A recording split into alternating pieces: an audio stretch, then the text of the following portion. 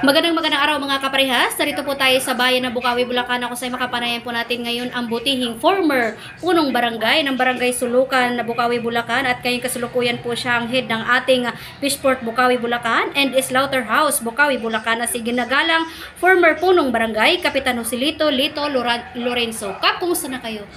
Okay naman, mabuti naman at keep going strong pa rin. Wow, alright. Okay, pero may tanong ko lang po. Bilang kayo po ang head ng ating nga po dito sa Slaughterhouse in Bukawi, Bulacan and sa ating Fishport ng Bukawi, Bulacan. So, kumusta po bang ating mga operations sa ngayon? So far, maganda naman. Nakasusunod naman kami sa mga batas na dapat ipatupad, mga ordinansa ng pamahalang bayan na kailangan sundin. Yun po ay kailangang ipatupad para sa ikaayos din naman ng aming establishmento, opisina, at gayon din naman yung mga parokyano natin, mga customer, mga pumupunta sa atin para mapagservisyohan. Alright, okay. Pero kasalukuyan, ano pong mga activity na meron po tayo dito na kasalukuyan ginagawa sa ngayon?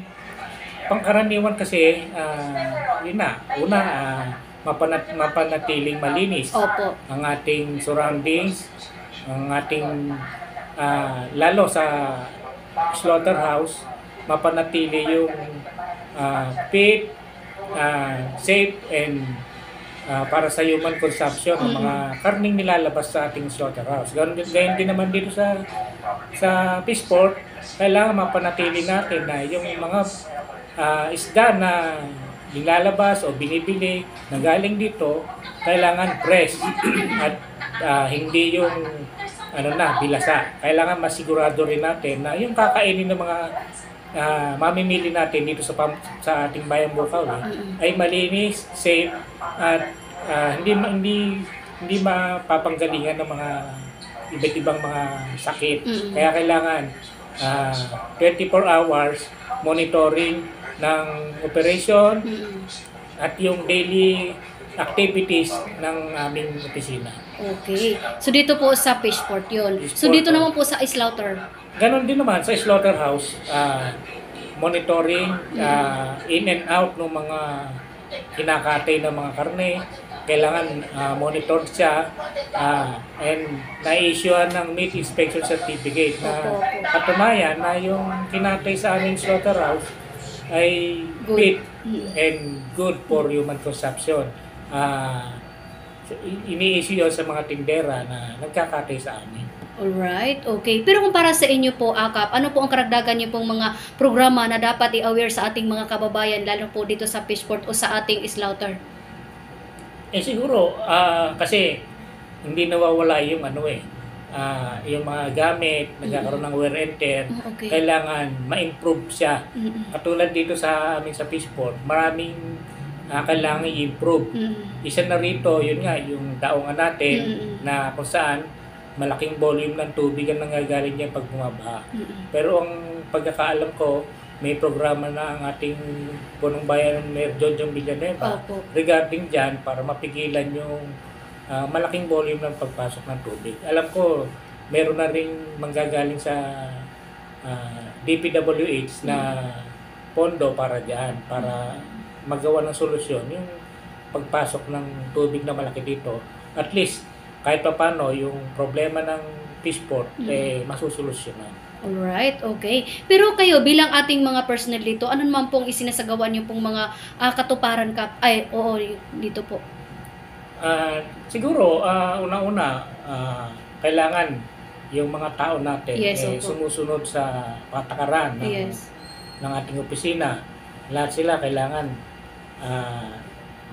nakasusunod sa mga bagay-bagay na pinatutupad ng pamahalang bayan. Una-una siguro yung pagpasok at pag-uwi, kailangan sumusunod sila dyan. Kasi hindi po pwede sa amin yung papasok ka tapos alis, tapos magtatrabaho ka sa iba. Hindi pwede yun.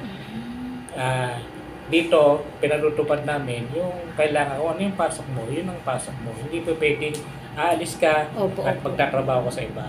Kaya isa yon sa mga programa na dapat na ipapatupad ng bawat tanggapan para at least smooth yung flow ng mga tauhan. At saka yun, siguro, nagkaroon dapat ng camaraderie bawat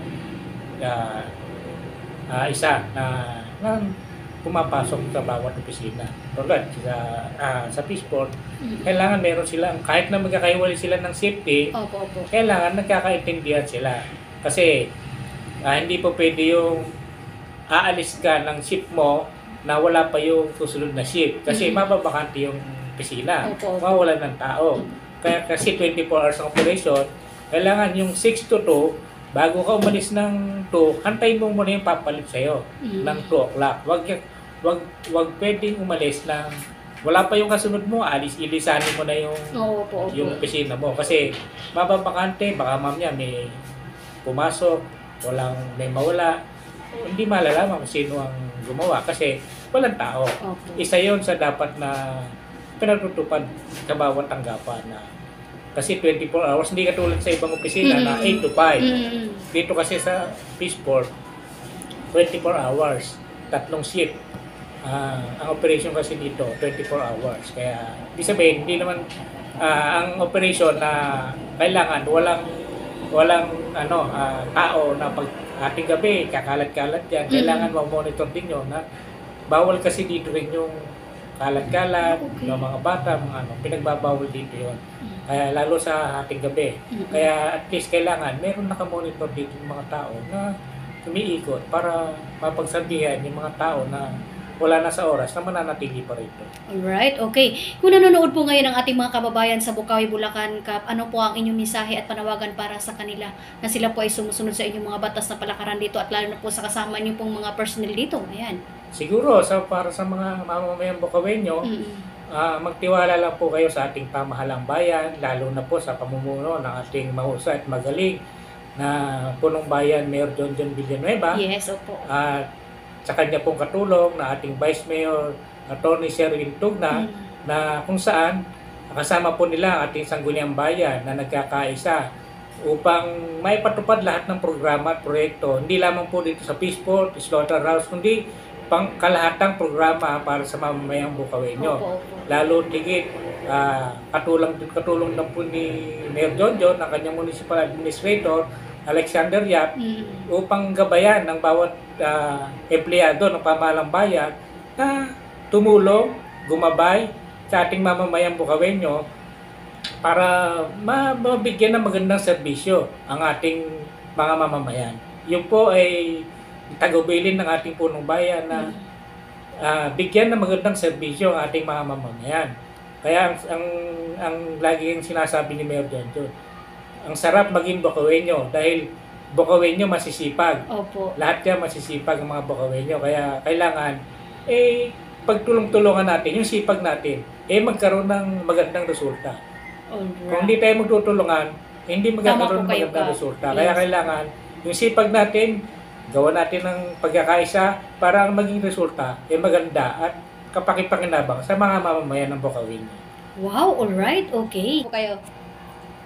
Sa mga tauhan naman ng ating pamahalang bayan, lalo tigit dito sa Peaceport at sa Slaughterhouse, ang hiling lang po natin ay pagkakaisa at pakikisama sa bawat kasamahan sa trabaho upang lahat ng gampanin ng bawat isa ay magampanan at iwaksinan natin yung mga inggitan, lahat ng bagay na makasisira sa ating samahan. Kasi isa yan sa nagiging problema sa bawat tanggapan yung nagkakaroon ng selosan, inggitan, yon ang pinapakiusap po sa kanila. Iwaksi na lahat yon. At ipakita natin, wag na natin sa sarili natin, kundi sa ating mga mamamayan, lalo tigit po sa ating namumuno, na ipakita natin na tayo nagkakaisa sa mga tanggapan natin. Kasi magandang halimbawa na tama po. Na ang isang tanggapan ay nagkakaisa para maging maganda rin ang resulta. Lalo't ngayon, alam naman nila na nagkakaroon tayo ng Model Employee of the Month. Nagsimula nitong nakaraang buwan. Meron kami sa amin sa tanggapan sa Slaughterhouse, meron kaming naging awardee. Kasi nga nakitaan siya ng kasipagan, tsaka oras ng kalamidad, pumapasok. Sabihin, lahat ng kailangan gawin ng mga empleyado na kahit labas sa tungkulin, nagagampanan.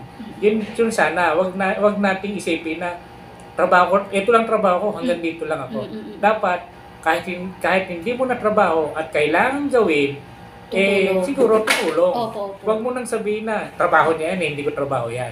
Sabihin, gampanan natin lahat ng nainiatang sa atin, at kung mayroong parang extra na kinakailangan tumulong, tulungan natin. Huwag na nating hanapin na hindi ko trabaho yan, trabaho niya yan. Dapat, kasi kailangan may pagkakaisa nga eh. Doon nakita yung pagkakaisa. Kahit hindi mo na gampanin, nakita mong walang gagawa at walang tao, gampanan mo na para makita rin nila na si ganun, ginawa yun kahit wala tayo. At least, magiging ehemplo ka ng bawat kasama mong empleyado. Wow, Nagampanan yung trabaho na hindi naman iniatang sa'yo, nagagampanan mo pa rin. Wow. Yun siguro yung isa yun sa bagay na dapat na tumimo rin sa isip ng bawat empleyado na gampanan natin kahit na hindi na natin nasasakop, kung kinakailangan gampanan para at least makita ng mga kasamahan na magkakaisa doon sa opisina na yon. Wow, okay. So, in the last, Mrs. Kap, ano po inyong misay sa ating butihing inagalang na punong bayan? Mayor John Villanueva po.